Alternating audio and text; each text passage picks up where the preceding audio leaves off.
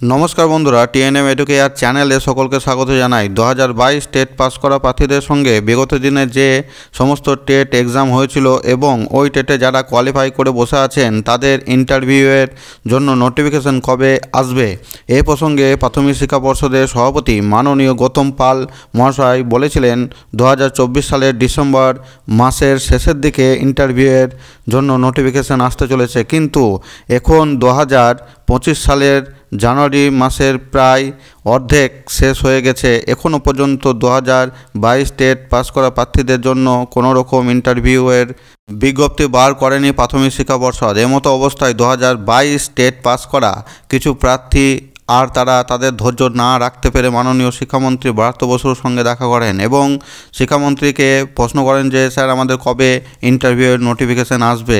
তখন মাননীয় শিক্ষামন্ত্রী তৎপরতার সাথে প্রাথমিক শিক্ষা পর্ষদের সভাপতিকে ফোন করেন এবং কথা বলেন যে এই 2022 টেট পাস করা প্রার্থীদের ইন্টারভিউয়ের নোটিফিকেশান আসতে কেন দেরি হচ্ছে।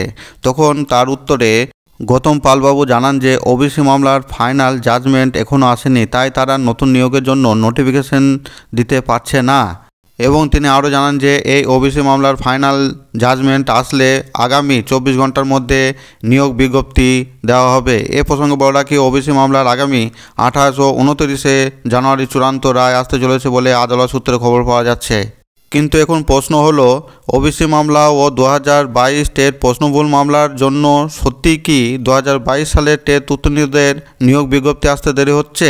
বন্ধুরা, ওই কথাগুলি একদম সত্য নয়, কেননা এর আগেও 2014 এবং 2017 টেটকে নিয়েও আদালতে অনেক প্রশ্নভুল মামলা এবং অনেক রকম কেস চলছে, কিন্তু সেই কেসগুলি না মেটা সত্ত্বেও 2014 এবং 2017 নিয়োগ প্রক্রিয়া সম্পন্ন করেছে প্রাথমিক শিক্ষা পর্ষদ।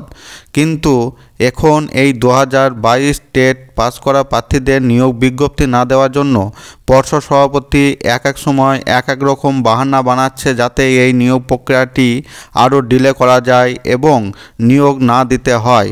এখন দেখা যাক এই ওবিসি মামলার আগামী 28 ও 29 জানুয়ারি কি ফাইনাল জাজমেন্ট আসছে, সেদিকে আমাদের নজর থাকবে। আমার ভিডিওটি ভালো লাগলে একটি লাইক দিয়ে চ্যানেলটি সাবস্ক্রাইব করে রাখুন পরবর্তীতে প্রাইমারি রিলেটেড যে কোনো ধরনের আপডেট পাওয়ার জন্য। ভিডিওটি দেখার জন্য সকল দর্শককে অসংখ্য ধন্যবাদ।